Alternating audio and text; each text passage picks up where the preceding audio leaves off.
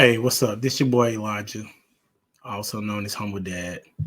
This is going to be a really good topic for me because it's kind of talking about my transition and my journey as relates to my grief and my process in grieving. Um, and so uh, here we go. But before we do that, this is what I want to do. All right, I'm gonna give you a couple humble dad jokes, and I want you to vote on which one you think is the best. All right, we got two of them. You ready? Why was 2019 afraid of 2020? Because they had a fight in 2021.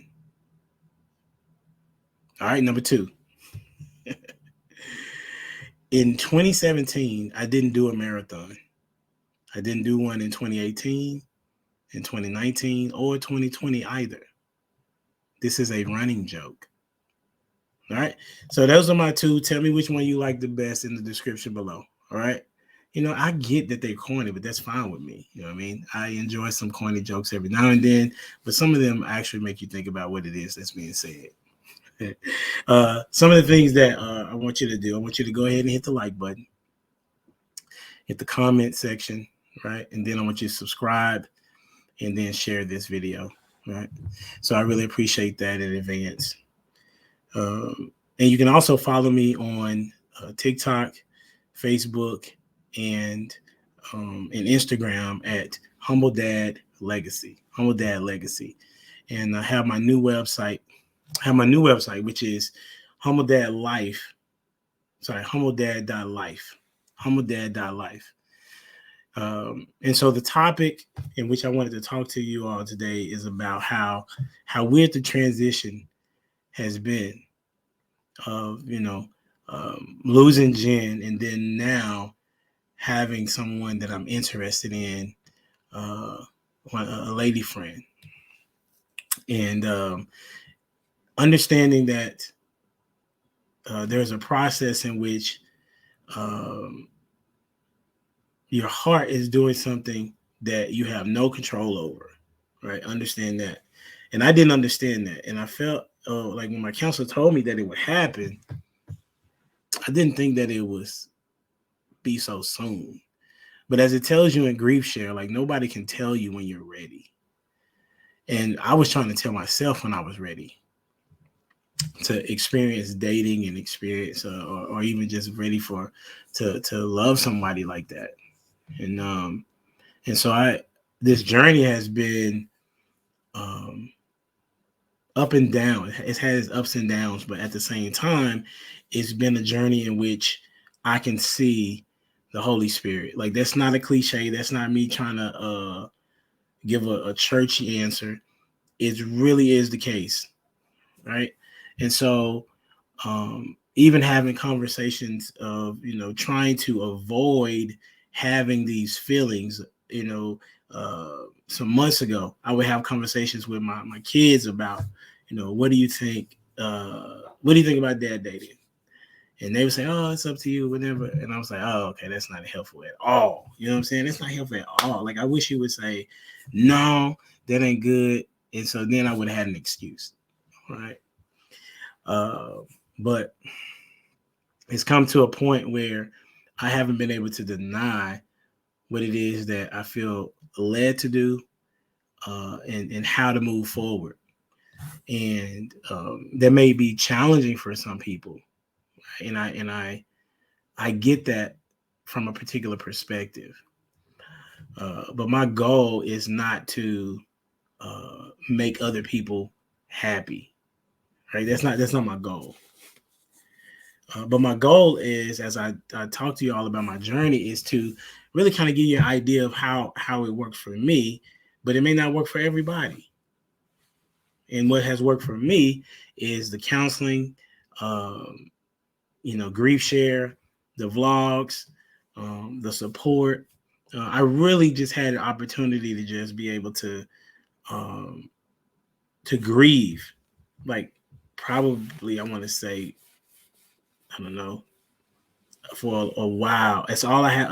That's all I had to do because of how much support that I had. I didn't have any other worries that I had to concern myself with, and I wanted to get to part of healing, not necessarily as fast as possible, but I wanted to start it as soon as I could so that I could be ready, for when the day came that I would love again.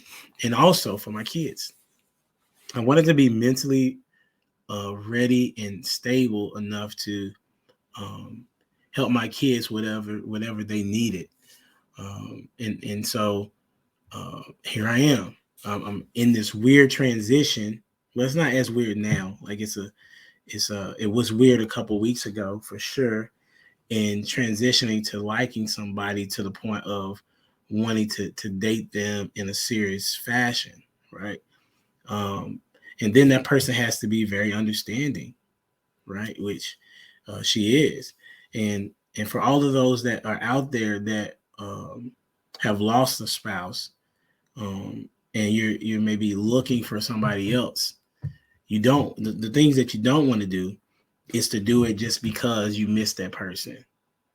You also don't want to do it as a situation of just wanting to have companionship. You don't want to do it for the wrong reasons, because what end up happening is that it'll affect you as well as the person that is interested in you. And then whoever else may come into the picture, it will be very blurry, right? And so that has been what I wanted to fight against. Matter of fact, I was like, there gotta be reasons. Like I was telling guys, like, listen, man, this is what I want. This is what I want. If it so happens that I'm, because I knew me and Jen talked about it, that that I was going to, if one of us was to leave before the other at an early age, that we want the other person to find somebody to marry, especially for the sake of the kids as well as for themselves, right? And so, um, and so that gave me a relief or a release, if you will, to understand that perspective. But at the same time, I was like, God, okay, this is what it is that I'm looking for. And once at one point in time, I began to look. Right. I mean, of course, it says, "He who finds a wife finds a good thing," right? But I shouldn't have necessarily been looking, but I'm glad that I did, to know if I was for real or not, right? About what my heart was experiencing. But then I I said, listen, I'm gonna stop, and these are the things that I'm gonna need. I listed out a couple things. Matter of fact, I wrote it down in my journal. And the way that I met this young lady was through a controversial post that I put. And anybody that knows me, I do these all the time, but it's been less lately that I've tried to do controversial posts. And then as a result, we end up having a conversation and found out we have a lot of things in common. And so I rock with her really, in a major way, and so it's been cool to get to know her. And so I want those that are out there that are experiencing or feel like they're experiencing, like, you can never love again. Know that that's very true if you don't do the work in mending your heart and connecting your putting your concerns in God's hands. Like, that's a real thing. That's what I did. I said, listen, God, I can't. The person that I'm looking for, there's no way that I'm gonna be able to find them because of all of these particular characteristics that I'm listing, as well as my particular situation is going to call for a very particular and special type of individual to operate in my life. Yeah. And so I just want this particular grief journey video to be about me telling you how weird of a transition it will be to go from loving your spouse and then kind of still loving them, but not in the same way, to loving again or wanting to love again for someone else. especially if you had a good marriage. Now, if you had a bad marriage, I don't know how, I don't know what that experience is, right? And so, yeah, that's all I got to say on that. And if you have questions, you have comments, you're welcome to ask and share. And I'm more than welcome to help. And I can only give you my perspective on things. I'm not a licensed counselor or anything like that. But I do roll with the Holy Spirit on a regular basis as best as I can, as often as I can, because he's the only one that has been able to comfort me and be able to also understand exactly where I'm at this point in time. So without anything else to be said, I appreciate those that have checked in on me, those that have, helped out me and my family on a regular basis. And I smile a lot more these days. So shout out to Miss Kendra. I appreciate you and everybody else. Until next time, we out here. Deuces. Don't forget to hit that like, share, comment, and subscribe to the channel. www.humbledad.life. Peace.